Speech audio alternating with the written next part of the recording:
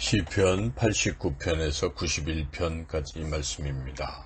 이제 89편은 제 3권이 끝나는 마지막 시입니다. 이 시의 배경을 정확히 알기는 어렵습니다.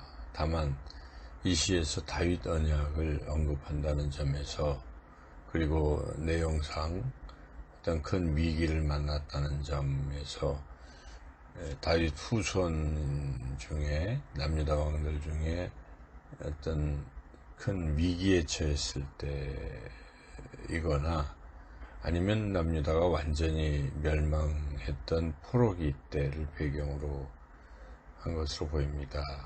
여하튼 이 시는 남유다가 위기 중에 있을 때 바로 이 다윗 언약에 근거하여 남유다를 구원해달라고 간구하는 그런 시로 볼 수가 있습니다. 다윗 언약은 그 내용이 이제 다윗 후손의 왕위를 영원히 견고히 세워주실 것이다 하는 하나님의 언약인데요. 하나님께서는 인자하시고 성실하시기에 영원히 남유다를 견고하게 세워주실 것이다. 그런 이 약속이죠. 그래서 시인은 이 약속을 굳게 믿고 하나님을 찬양하겠다고 다짐합니다. 그리고 마지막으로 다시 한번 하나님의 언약, 다윗 언약을 붙들고 구원해달라고 간구하면서 하나님을 영원히 찬양하라고 촉구하며 시를 맺습니다. 89편이 이제 결국 3권의 마지막 시이기 때문에 마지막 결어는 이제 52절에 하나님을 영원히 찬양하라, 그런 내용이죠. 시편의 전체 5권의 마지막 그 연들이, 마지막 시의 마지막 연들이 하나님을 영원히 찬양하라, 이제 그리 끝을 맺고 있죠.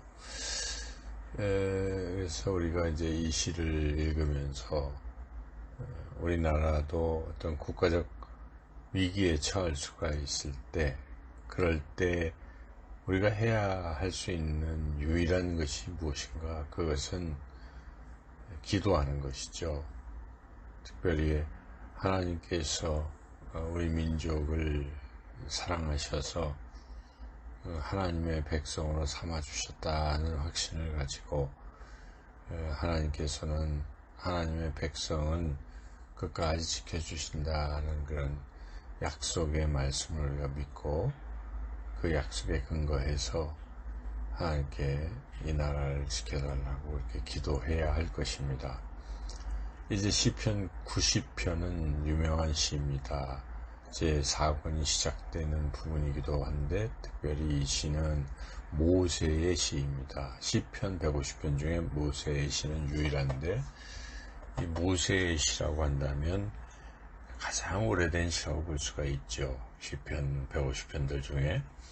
그리고 내용을 보면 이 출애굽한 이스라엘이 이제 가데스 바네아에서 하나님께 대한 불신앙으로 가나안 땅에 들어가지 못하게 되죠. 그리고 40여 년 동안 광야에서 유리하다가 모두가 죽게 되는데, 그것을 배경으로 한 시입니다.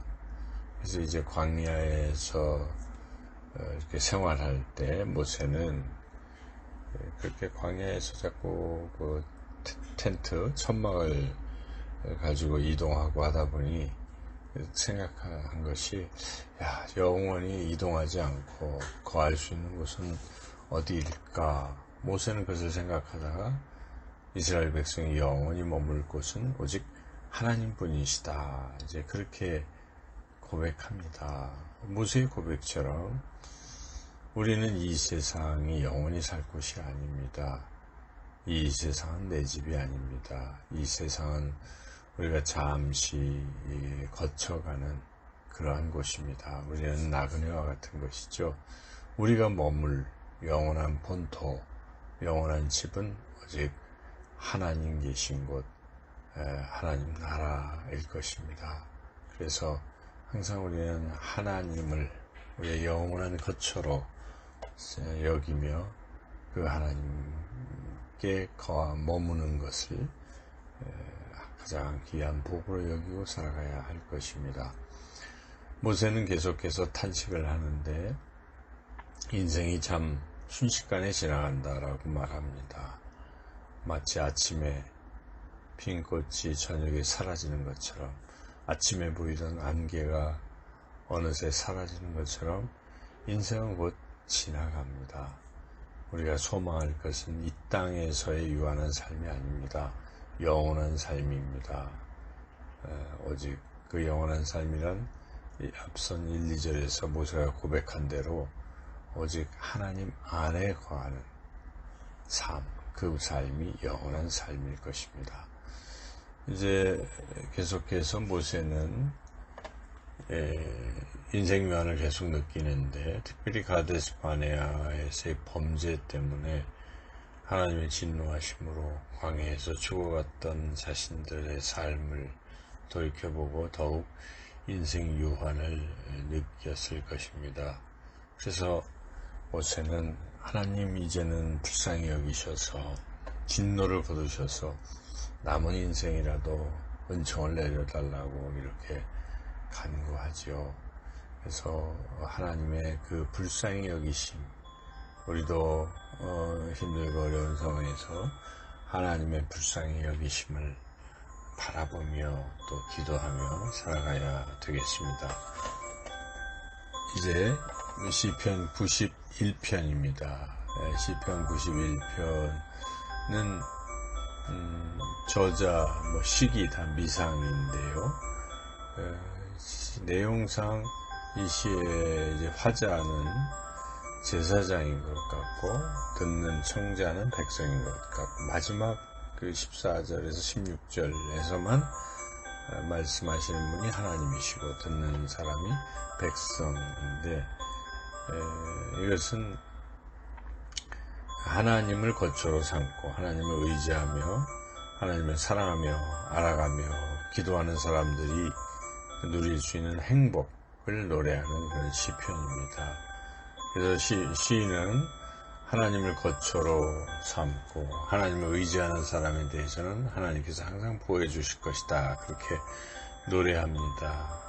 올무, 전염병, 공포, 화살, 재앙에서 하나님은 보호해 주시는데, 어떤 사람을 보호해 주시는가? 하나님은 지존자여, 전능자여, 피난처여, 요새로 고백하고 하나님을 의뢰하는 사람입니다. 우리가 하나님 어떤 분으로 여기고 있습니까? 하나님 정말 지극히 존귀한 분이요, 무엇이든지 하실 수 있는 전능하신 분이요, 그 하나님을 내가 정말 피난처로, 거처로, 요새로 믿고 살아가고 있는가?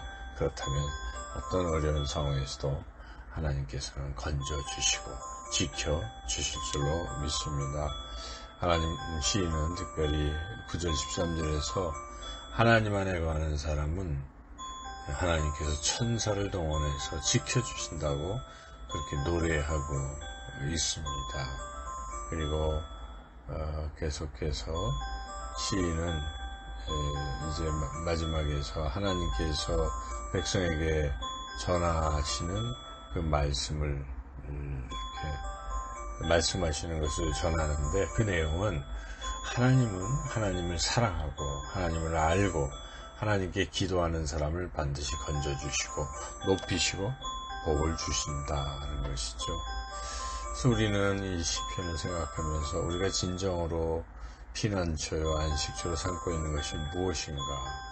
물론 누워서 쉴만한 나의 집, 편안한 잠자리, 또 가족과 함께 둘러앉는 식탁의 자리, 때로는 TV 앞, 이런 것들이 우리에게 잠시의 쉼을 줄 수는 있습니다. 하지만 진정한 쉼, 보호하심, 안식은 하나님 안에 거할 때만 주어지는 것입니다. 우리가 하나님 안에 거해서 기도하고 말씀 보는 그런 자리, 하나님을 묵상하는 자리, 하나님과 대화하는 그 모든 자리들이 바로 우리의 피난처요 안식처입니다. 오늘도 하나님 안에서 참 쉼과 안식과 평안을 누리며 살아가시는 저와 여러분 모두가 되시기를 주님의 이름으로 축원합니다.